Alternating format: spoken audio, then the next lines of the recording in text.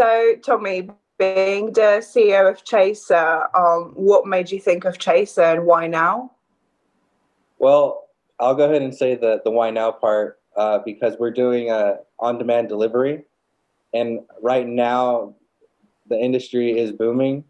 But I did think of this idea about 1.5 years ago about doing delivery with your friends. So basically, Mm. just leveraging your social networks to uh, to have on-demand delivery at a cheaper cost. And I mean, when we pivoted in May, it was kind of like the perfect timing to actually start doing it. Uh, Yeah. so I mean that I don't want to say it was good timing, but like it kind of just happened, and right now it just makes sense to keep going with that, and it's just smart. Well, no timing is ever a perfect timing, but Gary, seeing as you're a founder of Halo and you're currently the non-executive advisor here at Chaser, what made you join the company?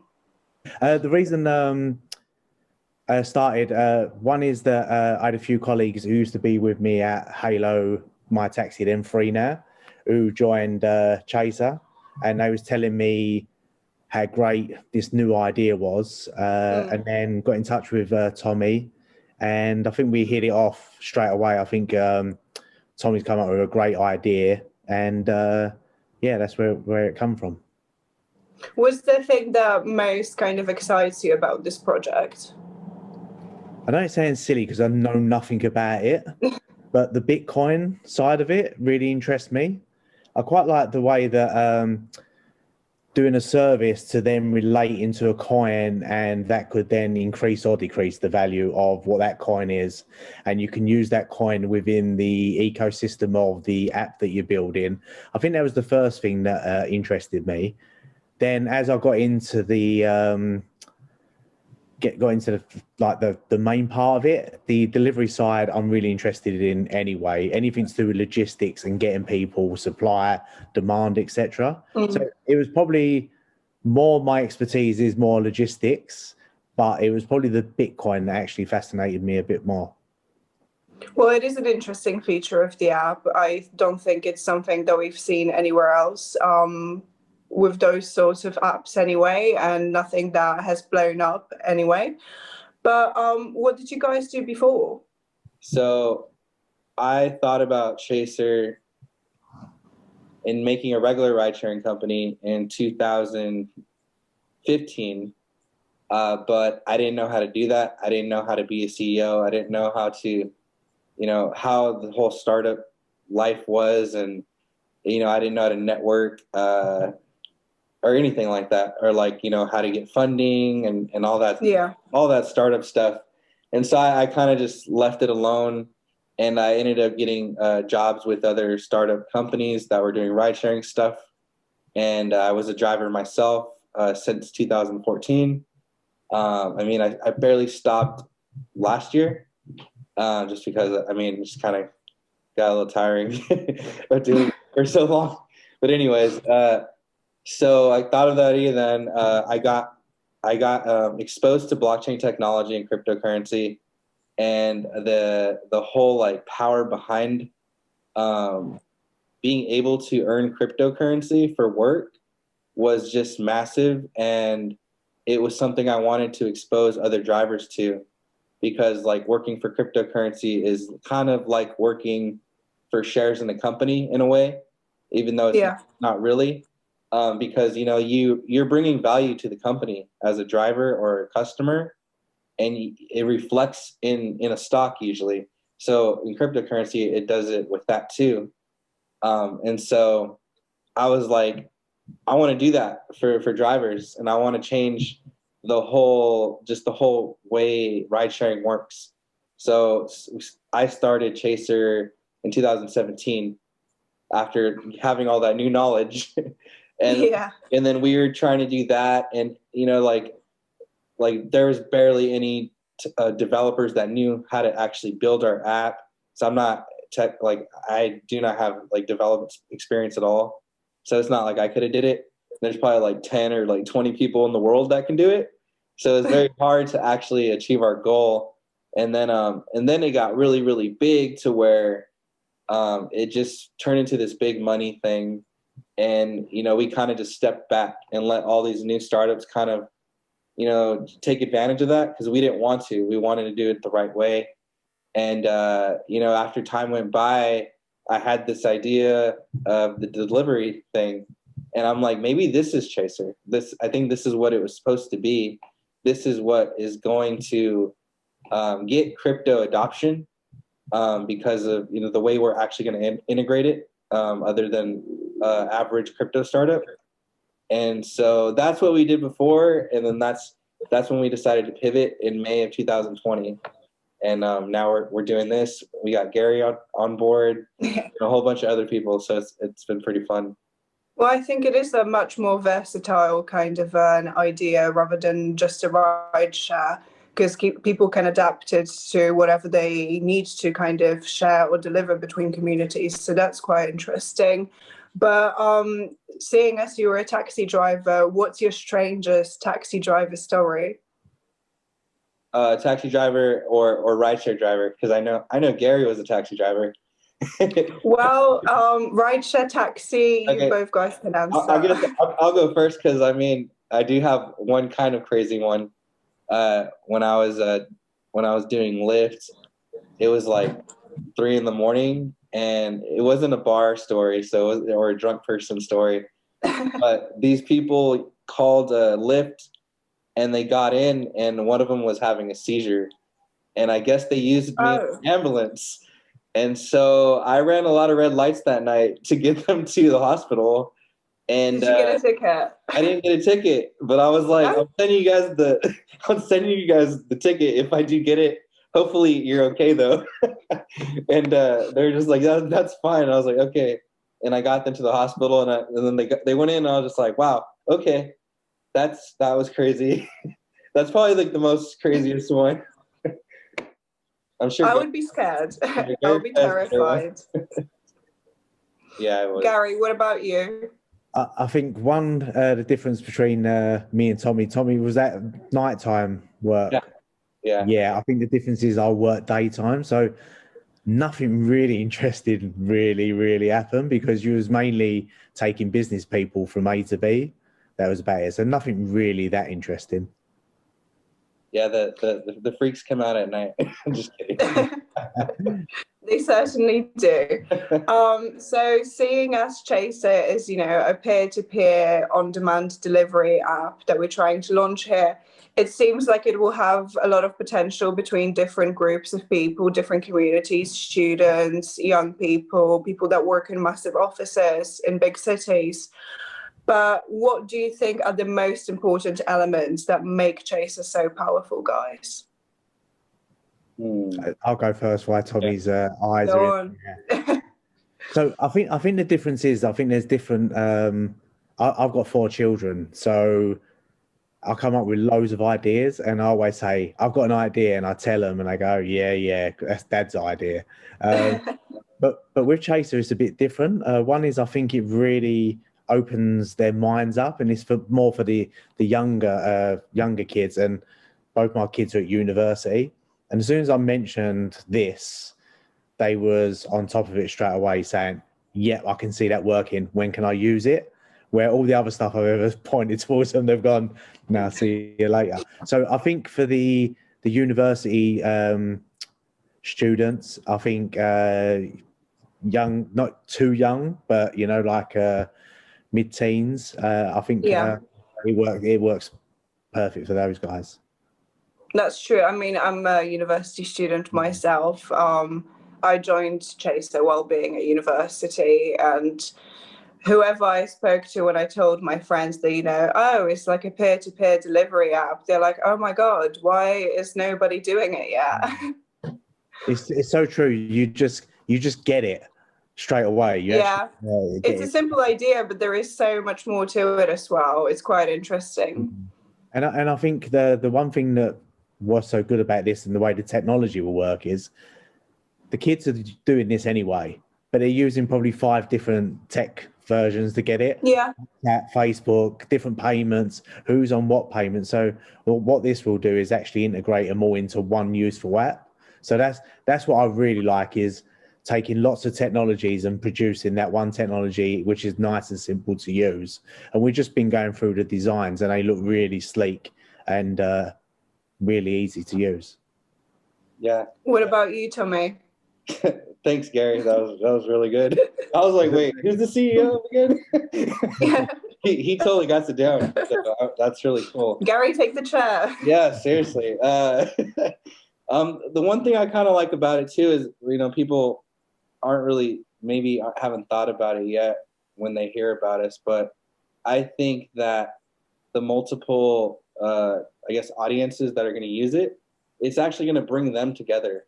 And I mean, like, people in the university are going to use it between each other, but then they're going to start using it at their jobs. And like, they're going to start building social circles in the app with people that, they probably don't really talk to. Like, now, like maybe somebody who's working at a university, working downtown in this big building in the mailroom, and some in their colleague circle, they got the CEO or like one of the level executives in there now, and like now they see them often, stuff like that. It's building relationships that normally wouldn't be so easy to create.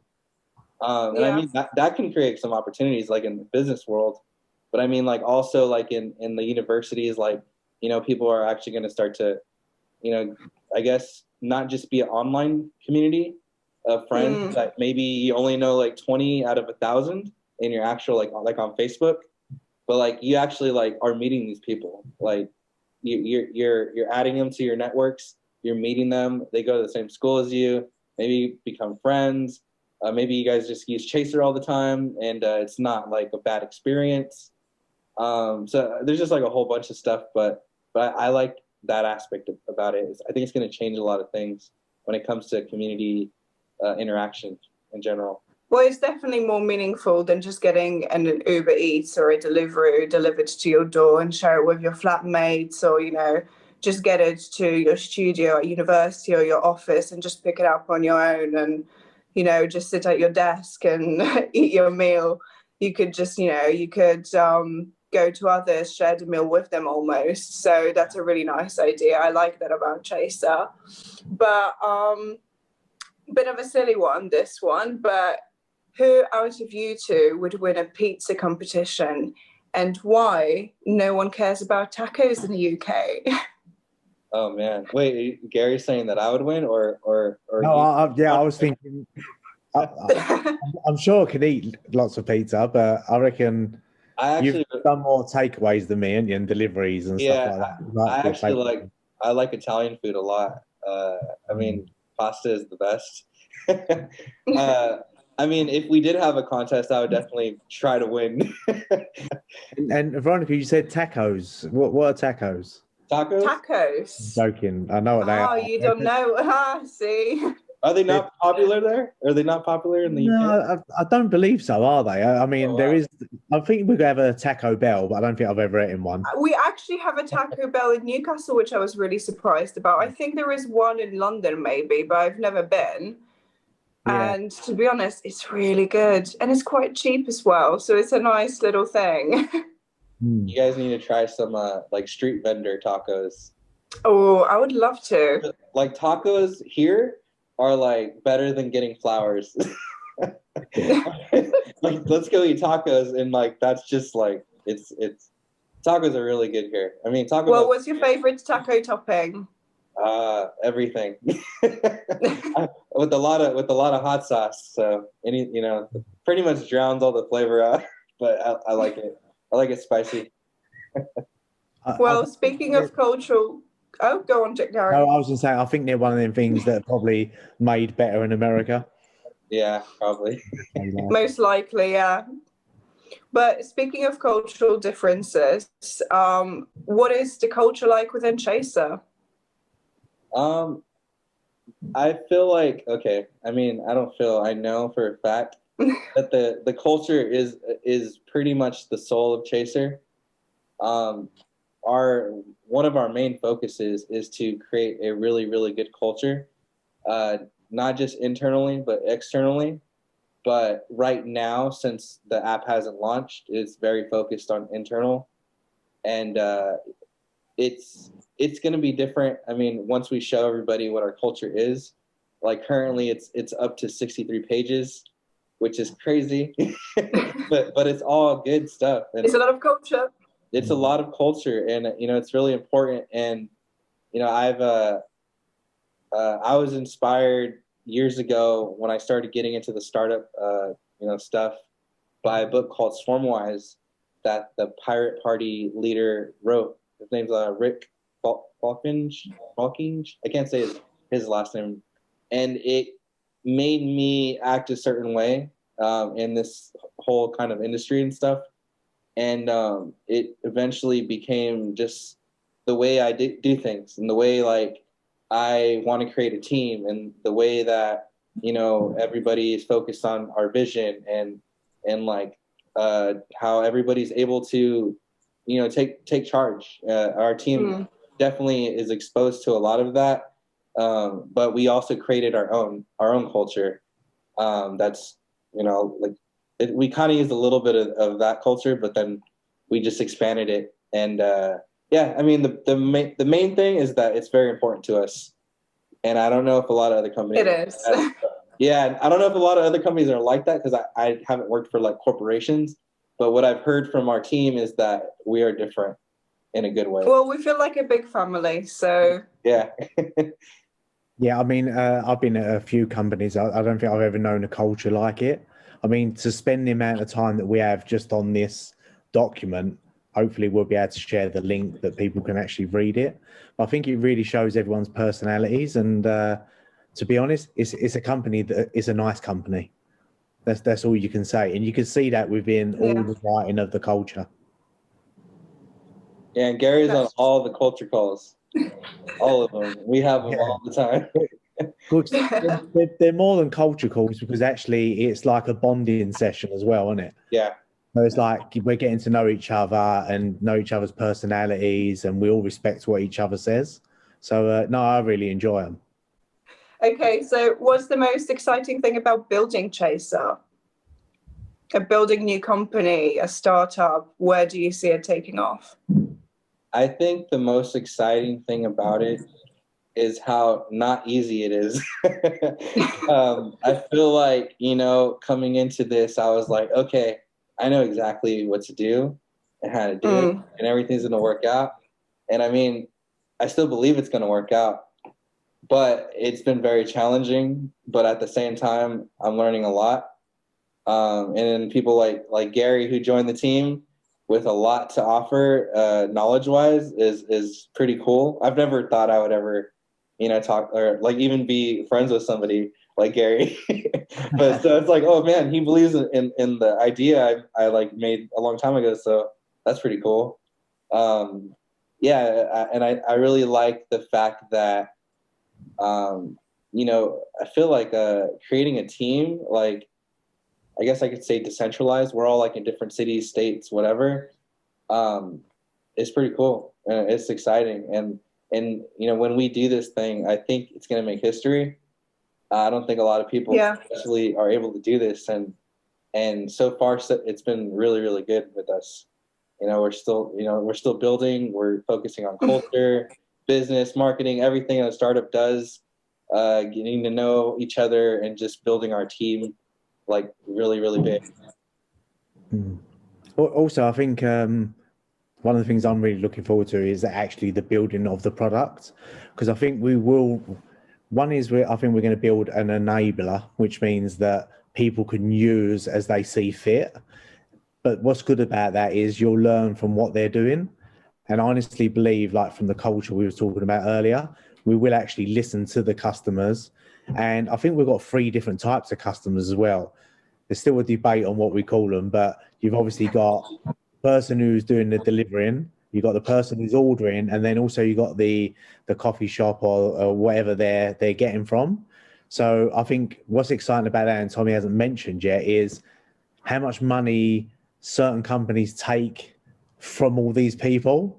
So That's very true. yeah, so like charges, I didn't even know. Tommy knows more about the charges, but Oh yeah. some of the charges are ridiculous. They was cheap early on when they was giving them all away for free, but they're getting more and more expensive. And it's like, well, wait a minute, are the vendors, the actual suppliers, and are the delivery people actually getting a really fair deal? And I Not think really. if we can give them a fair deal, then I think that's part of the. I know that from Tommy, that is one of his babies that he wants to do, and it is make sure that the delivery people actually get a fair system. Yeah. Yeah, I mean they're making like $3 every delivery for like a good amount of time out of their life, just to get you like fed and like go into this to a business, risking getting COVID-19 maybe, just so That's yeah. like there's a lot of stuff, and it's like, yeah, maybe other companies are giving discounts to users, but nobody thinks about the actual people that are doing this for you. And with Chaser, I mean, I should have mentioned it, but like I was like in the whole culture zone, I think, from the last couple of Yeah, go on. But yeah, delivery fees, I mean, they're expensive, and like requirements like $10 cart fees, like if you don't get something that's over $10, you gotta Oh yeah, no, it charges you like £5 more. Yeah. Here it's the same, I think. And it's just like none of that needs to exist. Like, yeah, you created an app for me to do this, but like you don't need to take 30% of this, 20% of this, and all this other stuff, because I'm fully capable of walking into a McDonald's and grabbing food for somebody and giving it to them without, needing your app actually. Like it just gets me more business or whatever. But with Chaser, it's like, so the highest fee we're going to charge is 15 cents per transaction. So if you get $100 worth of food, okay, that's 15 cents. Like that's pretty cool, That's right? nothing. But even with $1, that's nothing. Yeah. You don't feel the difference when it's 15 pence, but when it's £4 or like, yeah, you just think, do I really want that delivery now? yeah, and also for vendors, they're getting charged 30% out of all their sales that go through the other companies' apps. And it's like, okay, yeah, you got me a lot more customers, but you're almost taking half of my profits. And then like, that sucks. Like, especially if you're a new business, like maybe you use it as a way to market yourself. But Yeah. I mean, 30% is a lot. And with us, we are gonna focus more on advertising, and kind of like Instagram and Facebook, where you can say you just put a picture of your menu and you put $5 on that and you boost it. Like that's the kind of stuff we're gonna do to charge vendors money and get money from them. We're not gonna go, hey, we're like your partner now, give us 30%. Like it's just we're gonna create opportunities for them to utilize our app as best as they can to make more sales, but without like this big commitment, and like you just feel indebted to us, and like we pretty much own your company. Yeah. Anyways, and realistically, when people will be ordering collectively, peer to peer, bigger orders will be coming through, and they will be seeing that money that is not 30% less than it should be. So actually the vendors will benefit a lot from this app as well. Yeah, and then it also creates less foot traffic and higher transactions. So like instead of somebody who goes every day before work to get coffee and spending like $6, now they're going to get coffee for them and their colleagues and spending $50 or $30 or $40. And it's just one person in their drive-through or just in their line. Like instead of like 100 of these other companies' drivers getting one thing each or something. Like it's going to change. I think it's definitely going to set an example for other companies how to be more sustainable, how to think more about the future and people around them, the communities. But who inspires you most and why? Gary? Who, me? I don't have a good answer for that. Just a heads up. Well, you'll have to think. Yeah, I ain't gonna pick a person. I'm gonna pick people, and the reason I say that is every single conversation I ever have, I learn from that person. So I don't look at one person to say they inspire me to what I do. I actually learn from everyone. So I'd say everyone inspires me. That's a very good answer, to be honest. That was really corny, weren't it? No, that's actually, It was corny, but it was a good answer. I think, you should live your life without regret. If you regret something, don't, because you learned from it, even if it was really bad or if it was something really good. So, I for me, I think, okay, so I've never been in like, just my whole life, like I haven't really looked up to anybody. I never really had like role models. And so I was never inspired that much from people. But I mean, this is like total truth right now though. It inspires me that there is a lot of people helping me achieve my dream of creating this idea and making it a reality. And that's like what makes me like want to wake up every day. Like that's inspiration to me. yeah. That's pretty cool. Definitely. It's nice. Yeah, it is I nice. don't think people outside of Chaser probably realise. I'm sure we'll talk about it later. But when we do a weekly call, and this is even before the startup has started, Tommy has created a really big and really nice team. So I can imagine. I was about to mention that. How did you get so many followers and contributors, Tommy? What's your secret? I basically, I mean, I meet people that, end up liking the idea, and then I make it easy for them to, if they want to join, like, hey, do you want to like help? You want to do this together? I'm not trying to be like all like super professional about it. I'm just like, hey, like you're cool. You like our idea. Like, even if you don't have any like skills, like, you can get involved. Let's get involved. Let's do this together. And, luckily, like a lot of the people that have joined are very, very, very highly skilled. So it actually like works out, and, it's very beneficial to the company. But I mean, all I really had to do is ask, and that's it. Like, I think they just really like the idea. Maybe they like the team. Maybe they just want to be part of something they believe in that's going to be like big. Yeah. I was going to say also, Tommy, it's a bit like a referral scheme with no money. It's like when people come to you and say, I'm working on this cool project, and you're really going to like the CEO and you're going to really like the team, and then you do your first Sunday night chat at 9 o'clock. And I'm not being funny. It's probably not a worse time to have a weekly call, but every week everyone's on it and everyone really enjoys it. So I think that really helps, is the referral side of it. People saying what a good guy you are. Oh, well, thanks. Yeah. Also, I feel like the part being a person that joined Chaser through your charm, Tommy. I feel like,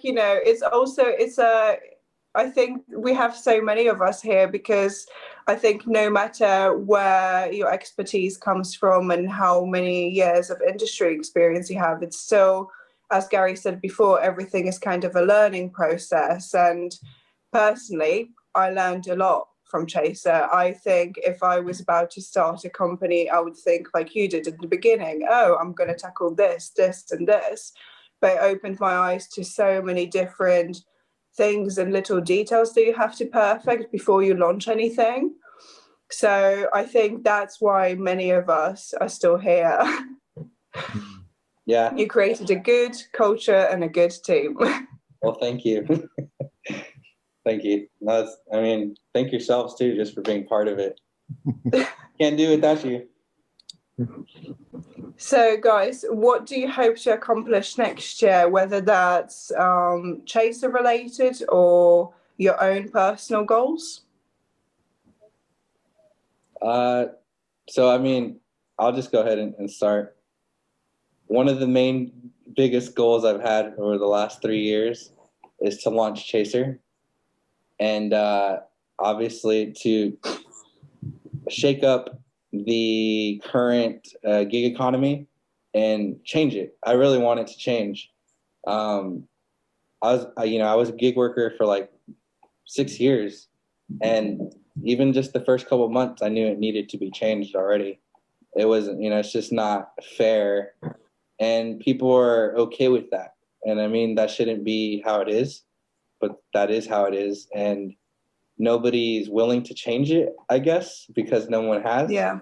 They kind of just become part of it as a company. And, I mean, we are here to change things, and it doesn't matter if it's going to be hard or not. I feel like that is the reason.